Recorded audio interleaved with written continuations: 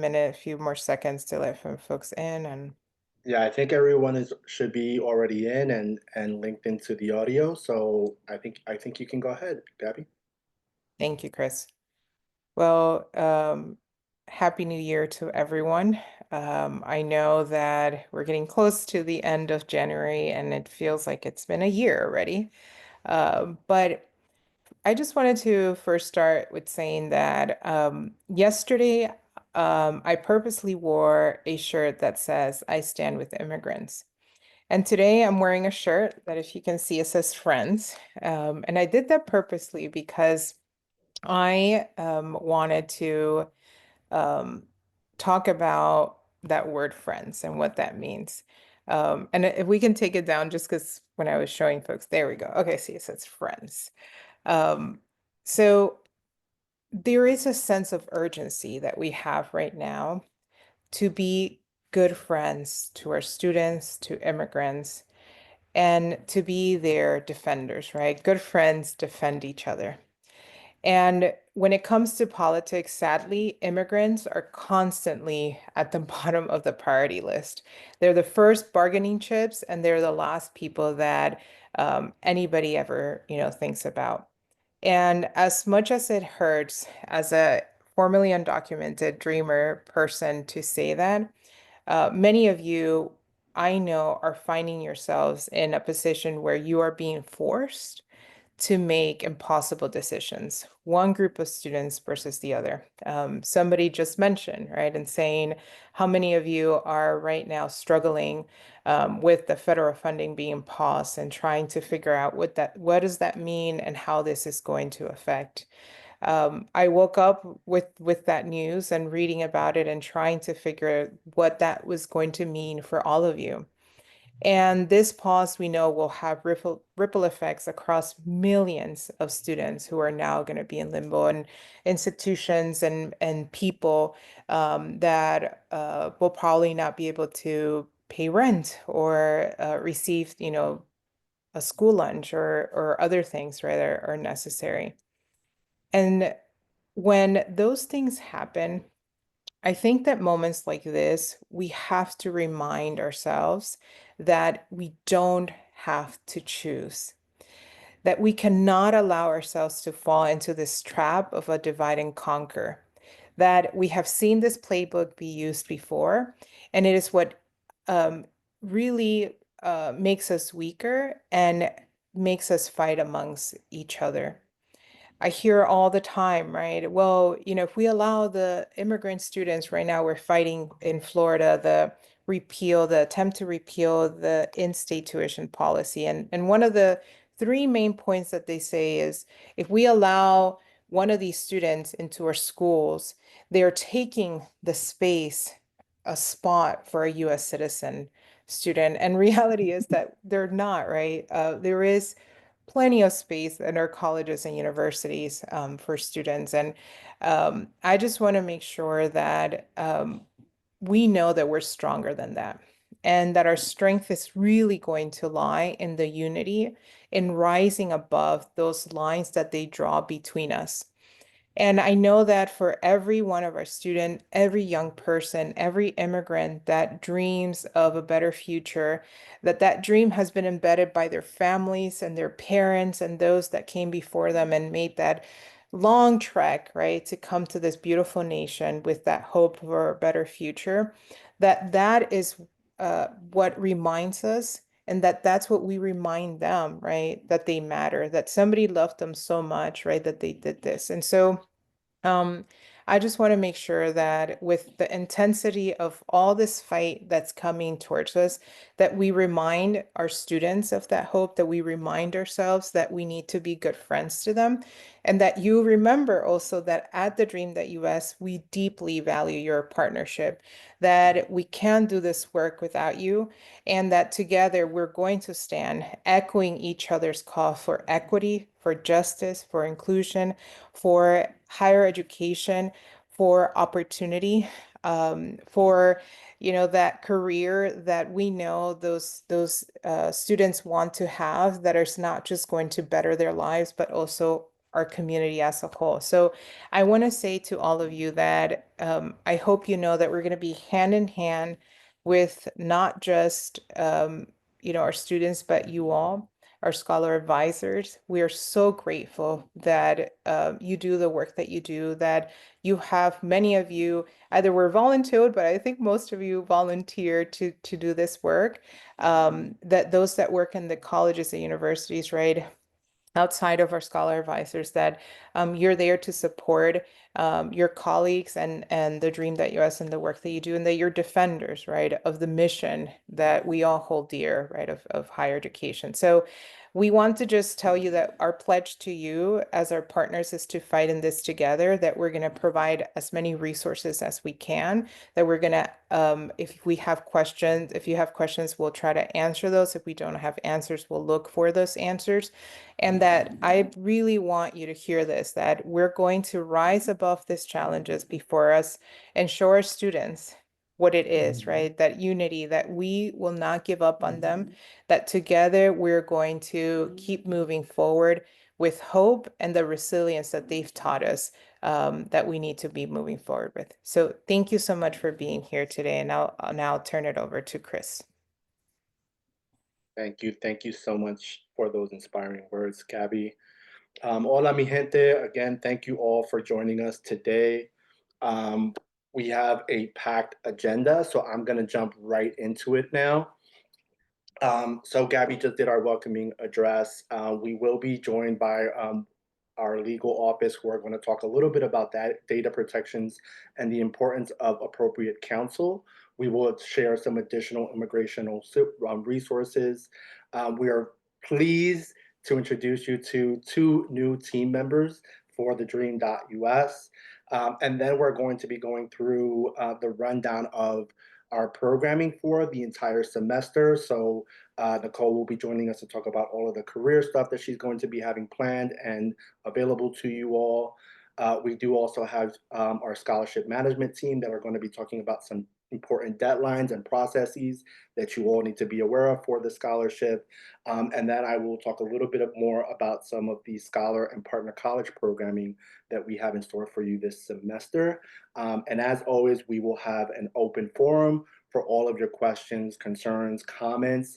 It's an open dialogue. This is an open forum for us all to be in this space and really communicate with each other and talk to each other about everything that we're experiencing from all aspects of the scholarship program and our scholarship community. We also want to share some additional resources for our universities in knowing the rights and protections of their students and the institutions themselves. So I wanted to share the Higher Ed Immigration Portal Rights and Protections Hub. It is an amazing resource with tons of guidelines and resources available, specifically focused on universities and how they can help protect students on rights, legal help, deportation defense, and really provide a lot of guidance for institutions to really be well prepared. I want to just give sort of like my own 2 cents, like be proactive. I recommend that everyone go onto the website as soon as possible and just know what's there. Just go in there, see what the information is. You never know what you need until you need it, right? Unless you are proactive and go onto the website and you know where that information lives for the sort of off chance that an incident occurs and you may need those informations and those resources, right? So definitely look at this. Again, the link will be on the presentation that everyone will receive in the PC Weekly tomorrow. In addition to that, I do want to highlight one of our own immigration Q&A programs that we have basically elevated in these times.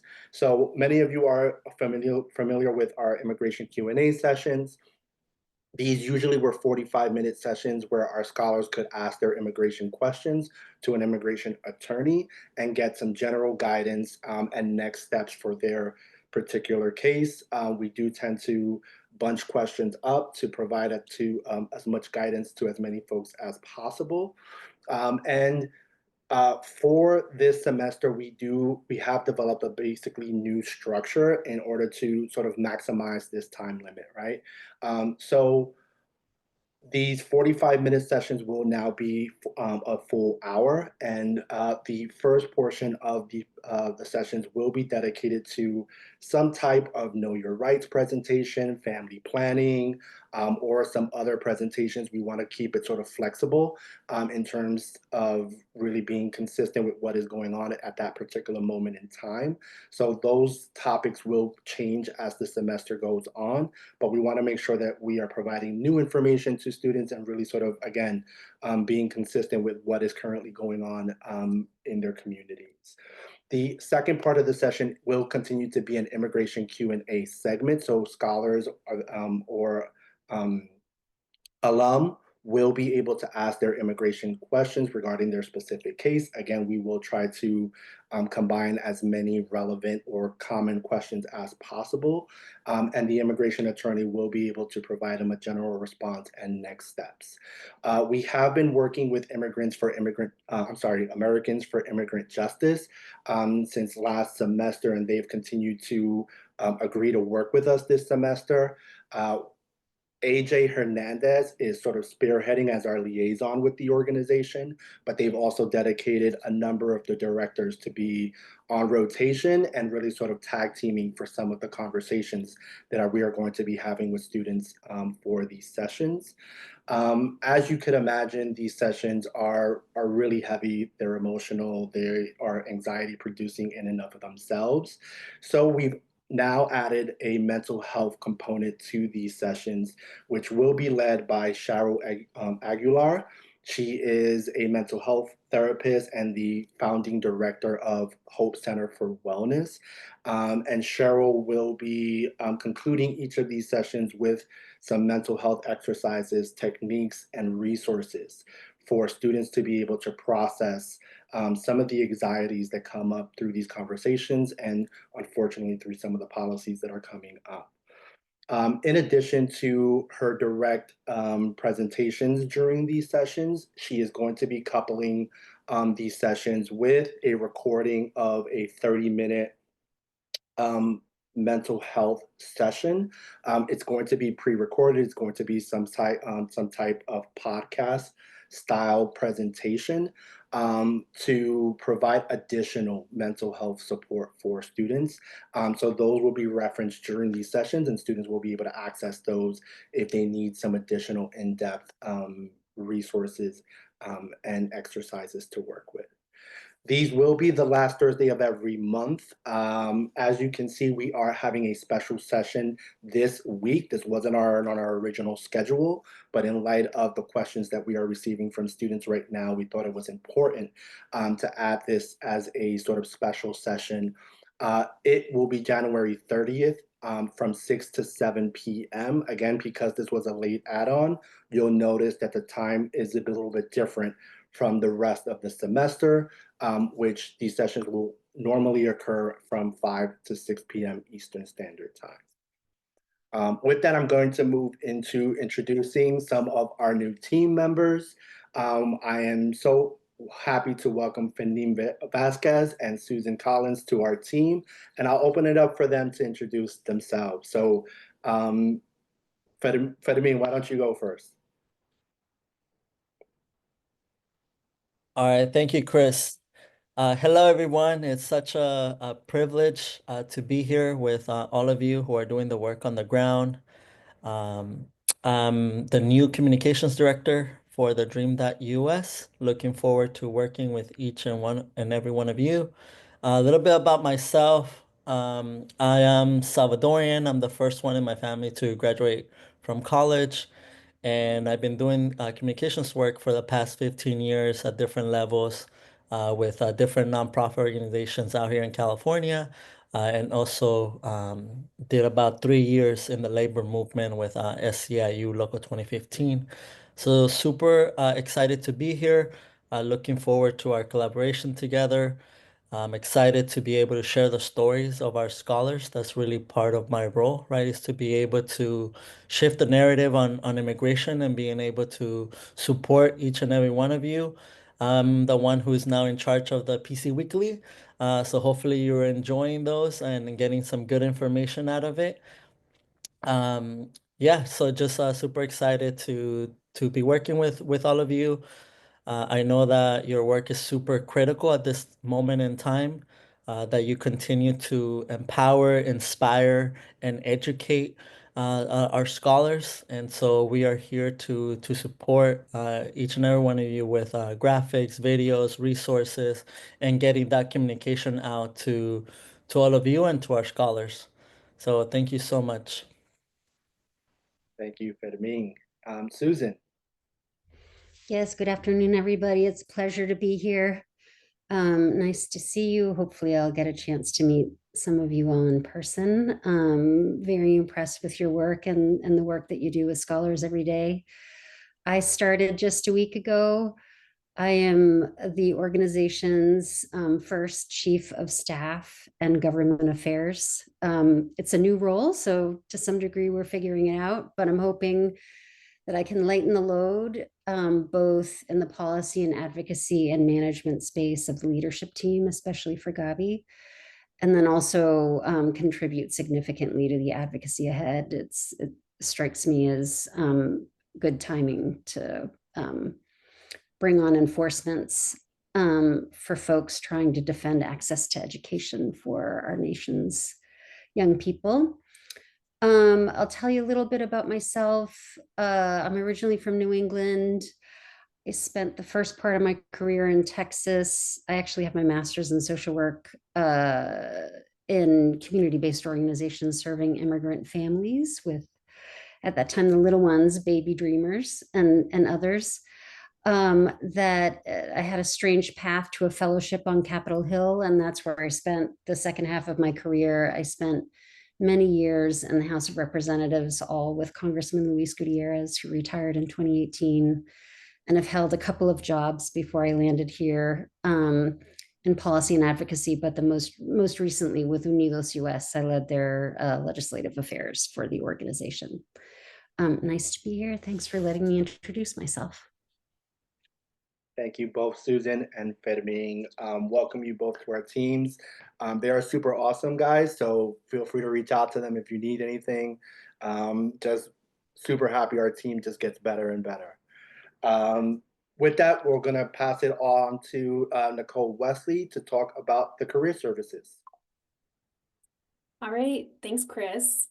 So to kick off our career supports and programs, I'm very excited to share some inclusive paid opportunities that are open to our scholars and have application deadlines this spring or early summer. Due to our packed agenda, I'm going to run through a number of these slides quickly. So we'll go ahead and dive in. Next slide, please. Before sharing that list of inclusive opportunities, I do want to briefly talk about taxes. Most all income and stipends from NEBOs are considered taxable income and should be reported as income on a tax return.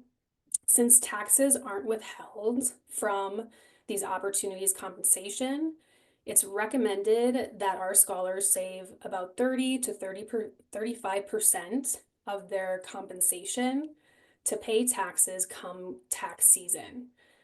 Please be proactive and share this information with your scholars when you're sharing these paid inclusive opportunities. This is very important because if our scholars don't set aside money and they don't save to pay taxes, come tax season, they'll be in a bit of a bind. Next slide, please. Additionally, most NEBOs require participants to complete Form W-9, which is a form that requests a TIN number and certifies that they are a U.S. citizen or other U.S. person. Two common questions I want to answer regarding this form, which, side note, there is about 5 pages of instructions that are attached to this form and where you can find more information on how to complete this form. The first common question and answer is yes, an ITIN can be inputted into the Social Security number field. And then the second point is for tax purposes only, our scholars are considered a U.S. resident alien because they meet the IRS substantial presence test. and therefore is considered a U.S. person for tax purposes only. Also know that Form W-9 is needed by the entity who is dispersing the payment to complete a Form 1099. So essentially, if a scholar is asked to complete a Form W-9, they should be setting aside about 30–35% of their stipend to pay taxes later on. And they should also expect a copy of a completed Form 1099 around tax season. Next slide. And our last slide on taxes is we will be hosting our annual Tax Matters for Immigrants webinars. We'll be hosting 2 of them this spring in February and March, and we will be inviting back our wonderful expert on tax matters and ITINs, Professor Francine Lippman. Keep an eye out for more information on these webinars and upcoming PC weeklies. Next slide. And now for that list of inclusive opportunities where applications are open this spring or later this summer. As you can see, you can find a list of about 12 opportunities on that website linked on our slide, and hopefully will be put into the chat soon. Know that all of these opportunities are open to all of our scholars, regardless of status. And because all opportunities are with external organizations, I do want to provide the quick disclaimer on the bottom, which is application open and close dates can change at the discretion of the organization. So it's best practice for individuals who are interested in applying to check the organization's webpage periodically for most up-to-date information. I have noticed some deadlines change. It's a small number, but we encourage you to check the website for the most up-to-date information. Next slide. So I'm going to briefly highlight just a few of these inclusive paid opportunities that have approaching deadlines in the next week or so. So the first one is from University of Michigan. They actually have 2 opportunities. The first one is a Summer Research Opportunity Program, or SROP for short. It's about a 10-week program that runs over the summer that happens on campus at the University of Michigan, where individuals conduct a paid research project alongside a faculty member, and they also get help in preparing for graduate school. You can see the eligibility requirements listed there. The few things I'll point out is that if scholars are graduating before December of this year, unfortunately, they would not be eligible. They need to be entering junior or senior year come this summer. And the other point I'll mention is at the bottom is that this program is looking for students majoring in engineering, STEM, physical or natural sciences, and social science majors. And the very last thing on the bottom in red, which is very important, please disregard the mentioning on the website under the eligibility criteria that they have to be a non-US citizen with DACA. Please know that I have double and triple checked with staff members at the University of Michigan to ensure that this is an inclusive opportunity for all of our scholars, whether they have DACA or not. Next slide, please. The other opportunity out of University of Michigan is also a summer program. It's a little bit shorter, but this is for students who are considering pursuing a doctoral degree in humanities at the University of Michigan. You can see the eligibility criteria listed here as well. This is open to those who will be a rising senior. They can also be an alumni. They can currently have a bachelor's degree or currently in a terminal MA program, and they must at least meet one of the following criteria listed on this slide. And all of our NEBOS opportunities do require a social security number or an ITIN. Again, please disregard the mentioning of needing to be a non-US citizen with DACA. Again, I double and triple checked that this is open to all of our scholars. Next slide, please.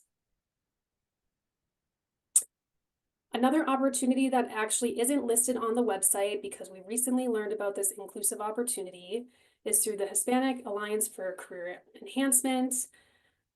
It's participants that are accepted. They attend weekly virtual professional development sessions such as how to network, how to create and optimize your LinkedIn page, and so forth. But any undergraduate student that is enrolled in a community college or 4-year and can commit to attend all weekly virtual sessions are welcome to apply. Next slide.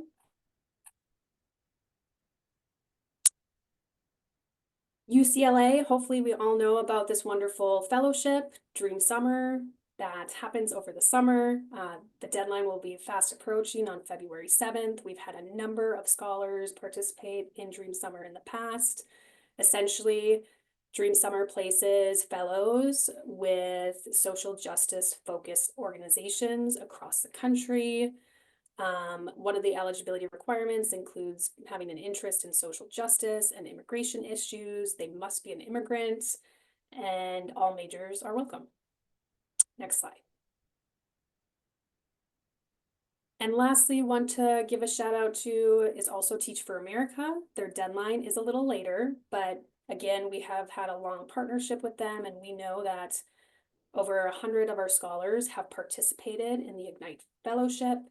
In a nutshell, it's a virtual paid part-time tutoring fellowship. This fellowship will be taking place in the fall semester. They must be a current undergraduate or graduate college student.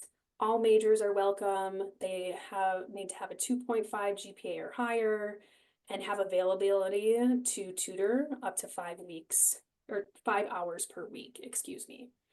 I also want to mention that if selected, they do need to complete a background check. We've had scholars complete these background checks in the past. I want to note that the background check that is being used by Teach for America is inclusive to Social Security number and non-Social Security number holders. Also, please disregard on the Teach for America's website. I know this can be confusing to our fellows or our students. But it does mention that fellows need work authorization. We have a special partnership with Teach for America where work authorization is not required for our scholars so long as they have a social or an I-10. Next slide. The last thing I will mention is for those of you that want to create your own inclusive paid opportunities for scholars at your campus, I highly encourage you to apply to the TheDream.Us internship and or fellowship program. Currently, we have about 30 participating in our internship program and over 20 participating in our fellowship program. If you sign up, your institution will be earmarked up to $15,000 per program year to create these inclusive opportunities for your scholars. You can see on the slide the steps that you would need to complete. Do know that the deadline to apply for either of these programs is Friday, May 30th. If you have any questions about this program or any of the inclusive opportunities that I briefly mentioned, please feel free to email me at NicoleWesley@TheDream.Us. Thank you. Thank you so much, Nicole, for all of that rundown of all of the amazing career stuff that is going on this semester. With that note, I'm going to pass the torch to our scholarship management team, represented today here by Jahaira, who's going to talk about some of the really important deadlines and processes for the rest of the semester. So, Jahaira. Yeah. Hi, everyone. I'm Yahaira Gonzalez, and I'm the Scholarships Program Manager here at the Dream.Us team. Happy to see you all. I have some information for you just regarding our program management piece with scholarships. One is that we have a new email address for students to use when reaching out to us with any of their scholarship questions versus having them email the ISTS program support team. It's really important that we have this new process because it just streamlines the inquiries from all of our scholars who are currently sending separate emails to multiple folks on our team. So we're just trying to reduce that and make sure we are able to respond in a timely manner. And next month, we will have updates for our partner colleges, who they can reach out to on our team based on your need and question. I believe we're going to talk about that at the next Power Hour. One thing that is important to know, however, is that applicants should still use the ISTS email address for their questions regarding anything technical to the application or the portal on ISTS. But anything regarding their scholarship requirements, need help with anything else, they can email our new email address, which is askus@TheDream.Us. Next slide, please. So just some quick reminders about our spring EVRs. Our deadline is coming up on March 3rd. And then just a reminder that PCs are responsible for completing all information in the yellow area. You do not want to change any of the information located in the gray cells. Just focus on the yellow areas, which is highlighted on your document. All information provided should be entered for the term/semester, not for the annual year. If a scholar has withdrawn from classes, but they still owe for them, you can enter them as enrolled and include that withdrawn credits and balance. We can make sure we take care of those as well. And prior to submitting your final EVR, we do suggest that you rerun the report one more time to see if any scholars not originally on the report show up for you again, and they show up as eligible and include their enrollment as well. And always just double check that you're adding your PC name as part of the file name prior to uploading. It just helps us a lot more when it comes to organizing them and making sure that we send out your payments on a prompt manner. And you can also click on this link, the program management tab on our webpage, to see the EVR instructions and a video tutorial. Still needs to be a little bit updated, but most of the information is still very relevant. And if you have any questions regarding the EVR, you can reach out to our team, our director, Elena, and our data manager, Camilla, with EVR questions or payment questions. Next slide, please. And lastly, just opportunity and national scholarship deadlines are coming up.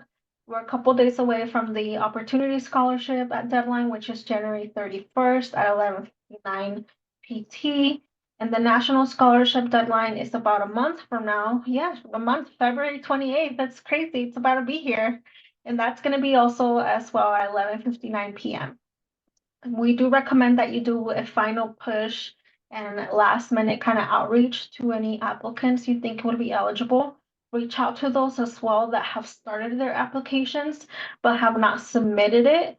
And you can see this by running your applicant report in your ISTS PC portal. You can download this Excel spreadsheet, and then the application status on column O, you'll see that they're submitted. Those students still need to complete their application and be changed to completed.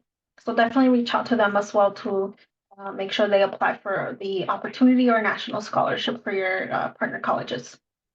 Again, if you have any questions, feel free to reach out to me or the rest of the scholarship team, Elena and Camilla. We're here to help you guys.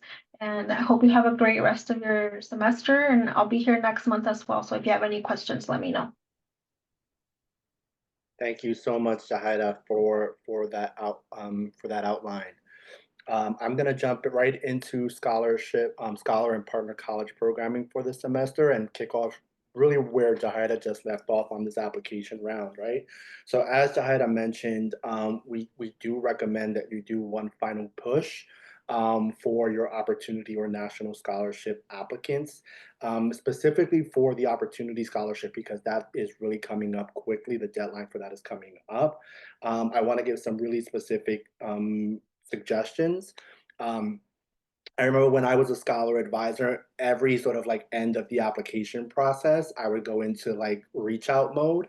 And so particularly for our opportunity scholarships, because that deadline is coming up within the next week, I would suggest just looking at that scholar report, see who is still not in completed status. We don't have address information there for obvious reasons, but you do have their contact numbers, right? So just give them a call. Just let them know, hey, I'm from so and so college. I noticed that you started your application for the Dream.Us. I'm the scholar advisor. I'm the admissions liaison, whoever that is, who's going to be doing that outreach, and just letting them know, listen, I'm your contact person for this scholarship here at the college. I noticed you still haven't completed your application process. Um, like, do you need help with that? Like, why haven't you like completed that process? And just sort of reassure them that the scholarship is still here, that you are still there to assist them through that process and guide them through completing their degrees. In some cases, if you have the opportunity and the resources to do so, maybe offer an online session for all of those folks who still have not completed for your particular campus, and just let them know, hey, we're going to do a session. You can drop in, ask your questions, and we can help you through the process online in helping you complete your application. And if you have any specific questions about the college, just applying for the college process itself, this is the way I would work with my admissions liaison at Hunter when we would go through this process. And it worked out really, really great. We're always able to get a lot of those last minute applications processed. For the national scholarship, because there's still a little bit more time on that one, I think that now you could just start with maybe an email, introducing yourselves, letting them know you're the point of contact for their application for their scholarship program. But again, that they have not completed their application process, if there's anything that they need from you or from us, or what's sort of the holdup is in them submitting their application. I think an email right now works great for that because we still have a month within the scholarship. And as time goes by, again, sort of call prospective students, let them know maybe about a week out before that application, be a little bit more direct in your communications and in your outreach to students. But if you can offer an in-person session, right? So specifically for our national scholarships, because our scholars are coming in from the same city, you can email them now and offer them an in-person session to come in, work through their applications, work through any of their questions regarding the application, both for the scholarship or applying to your colleges directly, right? I think that it always works well when you can do sort of that holistic approach and letting scholars know or potential scholars know how to go through the process of both applying for the scholarship and for the college themselves, right? So having some admissions folks there to walk through and talk a little bit more in depth about the college application process, it's always a great method and approach in managing this. Moving forward, because I know that we're going a little short on time right now, and I want to leave time for questions. We just reopened our PC Career Development Grant last week. So we want to remind everyone that this resource is available to you all. Funding is available. This is a great opportunity for any neighboring partner colleges to collaborate and work together on creating an event specifically focused on NEBOs, non-employment opportunities, and contract work and entrepreneurship. Now more than ever, right? Our scholars need to know that they have the opportunities of career pathways, that there is value in them completing their degrees, and nothing hits home more than having these types of events on their campus where they're meeting with you as staff members, they're meeting with career services, they're learning about the opportunities available to them. Like this is hopefully going to be a hallmark for us this year.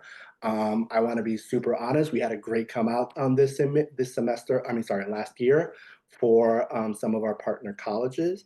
But many of them were reoccurring campuses that had also did events the previous year, right? And I'm gonna be honest, guys, I wanna see you all here, right? We have the funding. This is something we've devoted a lot of time, effort, and funding for. We are here for this process. We need more folks to do these events on their campuses. So folks that we haven't seen before, I'm hoping that we're gonna see you this year. Reach out to me if you need assistance in putting this together. Like, whatever we can do to make this happen on your campus, we are here for it. We have the funding for it. We have up to 2,000 for a single college. If you're going to collaborate with another college, you can both get 2,000. So that's a $4,000 event that you can bring in speakers, buy food, like whatever it is that you need to put the event together and then the information together, we can assist with, right? And I definitely hope to see more of you folks join in this programming, because we've already seen it be so valuable, and the students are so appreciative to being able to get this guidance and these resources on the campus ground level. So I'm hoping to hear from you. I'm probably going to start emailing a few folks on some side notes that I think would be great in participating with this. So if I don't hear from you, you'll probably hear from me soon. Another sort of a happy note, as you know, we have a new application round, and so that definitely means new scholar swag. So we are already working on getting some of our swag materials ready for this application round. We will be reaching out to you all to get that shipping information so that we can send out those materials once the application rounds are done and we know how many scholars we have accepted for these rounds. We will go and move forward with sort of the purchasing process and shipping out process to all of our partner colleges. So expect that to come in. I want to say we'll hopefully gauging to get these out towards the end of April. That is sort of the same timeline we did last year, but we will keep you up to par with this process and all of our future PC Power Hours for the rest of the year. In addition, this is that graduation season, right? This is when we see the most of our scholars graduate, which is an amazing feeling. And personally, why I love doing my work at Hunter was seeing our scholars in their caps and gowns.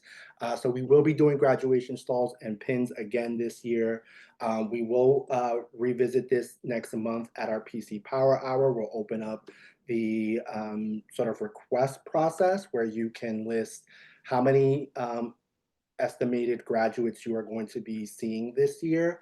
I want to reiterate, please put in your request for both spring and fall 2025, because we only do a purchasing process and a distribution process in the spring semester. So we want to make sure to ship you out whatever you need, not just for this semester, but for any of your fall graduates as well. So do that estimate. You can give us a round up a little bit, just so that we can make sure that we get all the resources to you now, because we don't do another cycle at the end of the fall. So you'll have about a month to provide us that information. The deadline will close on March 26th, which is going to be a hard deadline because we want to make sure that we are giving enough time to have those materials sent out to you in time for you to disperse to your scholars for their commencement ceremonies. And then finally, for next month, just a little bit of a preview. As Jahaira mentioned, we are going to be talking about our new PC support model. As our team grows and our processes grow, we are sort of thinking of a more streamlined structure and ways that our partner colleges can get their questions answered, the way scholars can get their questions answered more directly with the folks on our end who are dealing with that content regarding your inquiry. So we will outline that for you at the next PC Power Hour. And as we are in these political times, we will continue our conversations on supporting immigration resources for scholars and alumni. So that's just a preview, a rough sense of what we will be discussing next month. So hopefully you guys put it on your calendars and be ready to join us for that year, because I think there's a lot more great information that we're going to be sharing next month as well. And with that, we will close out the presentation part of the session. And I think we did good. I didn't ramble as much as I usually do these times. I think we have 9 minutes for any questions, concerns, anything that folks want to share. Yes, feel free to raise your hand with the emoji, and then we can call you guys. You can unmute yourselves and ask your questions. Susan, I see you have your hand up already. Hi. I'm Susan Ambridge. I am in Florida, and I've been the person that's been working with the Dream Scholars since we first became a partner school. It's been a long time.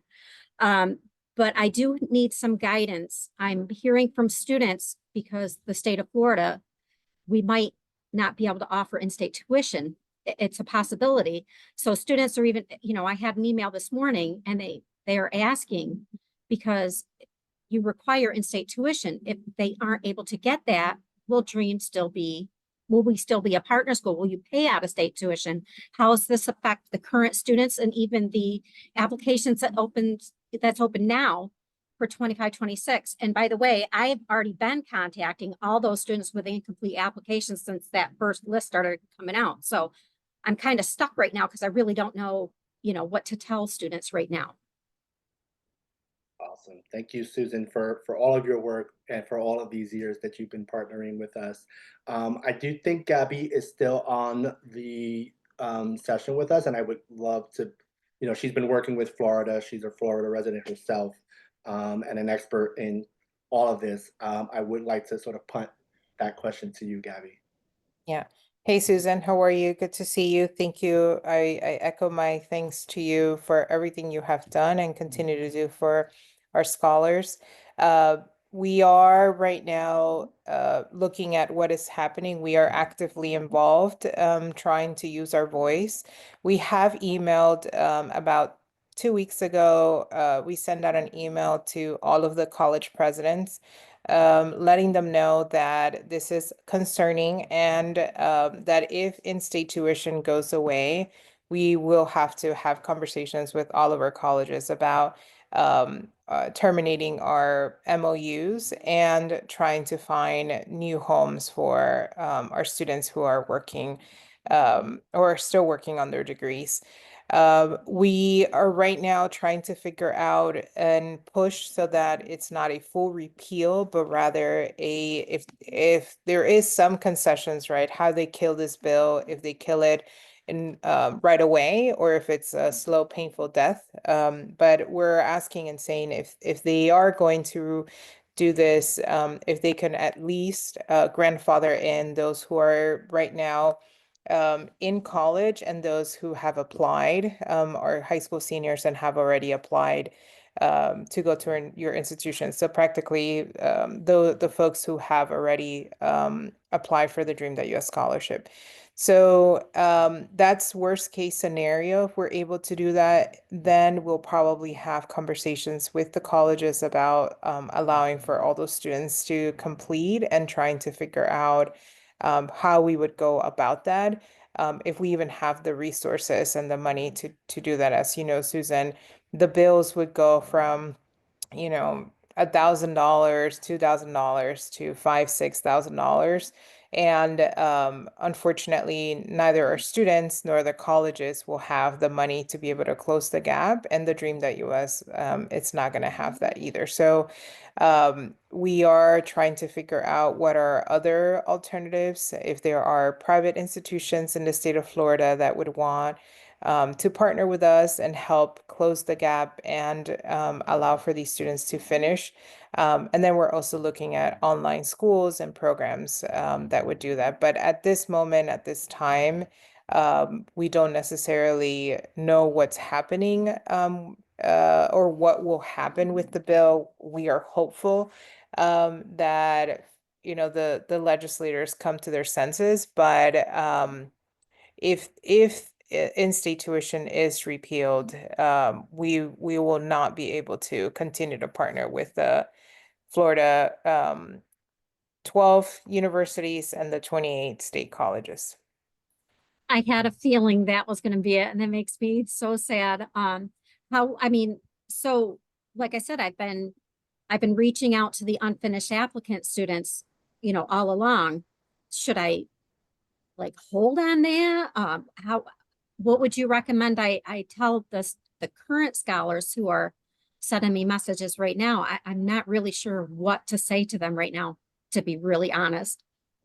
Yeah, so you can definitely send them to us. We are in trying to figure out to send out an email to them. We did send out an email to them earlier in the year, giving them a heads up that this was happening and if they wanted to use their voice to share their story or talk to the Florida legislature that we like we did in 2023, Susan, when, Yeah. for example, Brittany was the one of the biggest reasons why they weren't able to repeal it, and she was just wonderful. Now she's at UCF.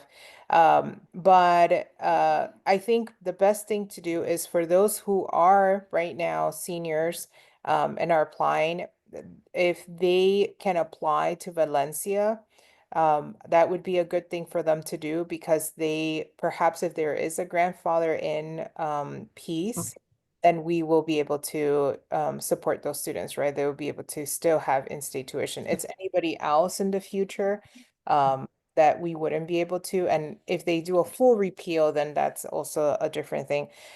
Really quickly, and I know this is probably going to be for those that are not in Florida, but there is a match between the governor and the House and Speaker, and so they might repeal or the governor might veto that bill, which will then give us a little bit of time to fight it in March through in regular session. So everything is up in the air. What I could tell you, Susan, is that for all the Dream.Us scholars that are currently at Valencia and the other Florida schools, we are going to continue to be supportive. It's just we wouldn't be able to do it at the institutions that they're currently at because we just cannot afford the full, out of Yeah. state. Well, I'm just going to keep doing what I'm doing then and pray for the best. So, Yes. okay. Thank you so much. And it's nice to see you, Gabby. Same, dear. Hi, Gabby. It's nice to see you. Chris, same. I'm glad you're sharing this important information, and I'm glad Susan was asking because I was also going to ask about it. On our end, and I missed you on Friday with MDCPS. They told me I had to leave, but I was planning to chat with you. What my message to the school county was to tell them students to apply early, so I said commit for Monday to tell your students to submit the applications and do all the paperwork because of that. The same thing you said. If there is an opportunity for appeal and grandfathering and all of that. And the other thing is that if they maintain enrollment based on the fact that we granted any status at the time of admissions and residency, they will be able to maintain the same status all the way, as long as they don't stop enrollment for a year or more. So they have to take advantage of that. And that's the message we're sending out, just to make sure they do things earlier.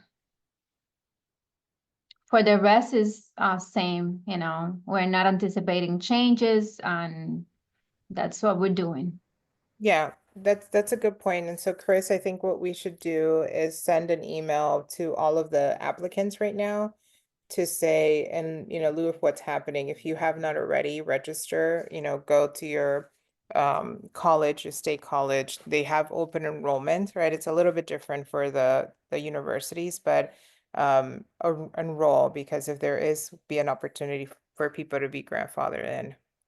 So we'll do that. Elizabeth, if you can, I just put my number. If you can just text me. I was looking for your number the other day and I couldn't find it on Friday, actually. So if you can just text me, please. Thank you, Elizabeth. Josefina, I see you have your hand raised as well. Good afternoon, everyone. How's everyone doing? I have a couple questions. I'm also from Florida, and the question that I have is, I know everything's up in the air, but have you thought about maybe if those students lose their in-state tuition, continuing to give them the scholarship, it's just the in-state part, and have the students, if they're, some students say, hey, all I need is a little bit of help, and maybe they can go part-time and they can pay for the remainder. And some of them are able to because they applied for other scholarships that may help alleviate that a little bit. So have you considered maybe just still continue to give the scholarships to the students and have the students see how we can come up with the other half? If the student's not able to, obviously they can't enroll. But if that's an opportunity for them, because losing the scholarship means losing it means a lot. Yeah, yeah. Unfortunately, we had to deal with this several years ago in Arizona, and some of our donors didn't want for us to give money to a state that was being hostile towards immigrants, and so they wanted us to pull our funds from it. My guess is that's going to happen as well, and we have been talking, and that has been the sentiment. And so what we did is we partnered with Christian and Catholic private institutions where there was an agreement and they did take the same amount and they closed the gap. So in 2023, when this started happening, we started having conversations with St. Thomas University, Barry, and other institutions across the state. And we will still continue to support the students. It's just we wouldn't support them at the um, current institutions if they're charging them the out-of-state tuition. We do have another scholarship program. It's called the Opportunity Scholarship, and there is 22 states that have been categorized lockout states, like Georgia, for example. And so that is one other thing that we've thought about. Do we? And it's a more expensive program for us, right? But uh, we in as a matter of practice, the Dream.Us doesn't necessarily put funds into states that are hostile towards immigrants. So Florida would become one of those states, and that's what our funders and donors have also delineated, right, when they've given us grants. So it is for us very hard. For me, this is the bill that the reason why I do the work that I do, right? Starting at Miami-Dade College, fighting for in-state tuition from 2003 until we got the bill passed in 2014. So it hurts in so many different ways. It's very personal to me, and of course our students and all of you, right, who have been just so phenomenal to fight for our students are being put in this very terrible predicament. So that does not go unnoticed, and I just want to say thank you.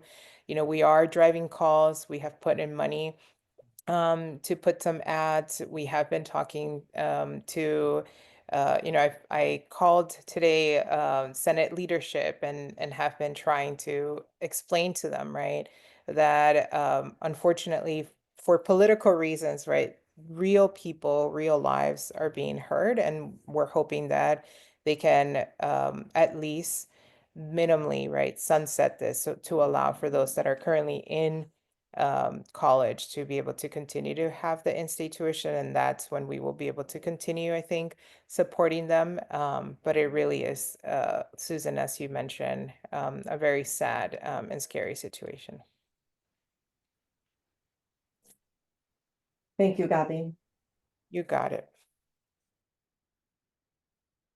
Thank you, everyone. I know that we are just a little bit over. I did want to get to one question that was in the chat because I think it's probably something a lot of folks are talking about, and it said, should we take any precautions in how we promote these opportunities? I think they were speaking about specifically the opportunities that Nicole Wesley was sharing earlier. How students, given the recent immigration crackdowns, aka more internal messaging versus posting on Instagram or anything. So I don't know if any of my team members have any sort of like feedback on that. I kind of agree with this. I think it also depends on the environment where your university currently sits. I think if you are in a more conservative area, you definitely want to be more on the cautious end in the way you are promoting some of these resources that are available to students. So if you have the avenues in place where you can do that more internally for this population, I would more recommend going that avenue, especially in, again, sort of these more conservative states where we're seeing larger risk. But I think the risk is sort of spread out at this point, and it's sort of happening in all areas. So use caution when you are providing these resources to folks, but we do want the resources out there. We want the information out there. We can't go in complete hide mode and sort of suffer in that the students don't know that these resources exist for them or these opportunities exist for them. So if you have any specific situations or circumstances that you want to discuss more regarding that, please feel free to reach out to me directly, and we can work on some strategies for that. And I can, I think you guys all have my email, but I'll put it in the chat as well. We are at the session time, and so thank you all again for everything you do in support of our scholars, for your partnership with TheDream.Us. Together we will work on supporting our students and supporting each other. Feel free to reach out to me if you have any questions, concerns, or anything. I'll stick around for just a few more minutes if anybody has any last-minute questions or concerns. But otherwise, be safe, everyone. Take care of yourselves, and we can take care of each other. Ciao.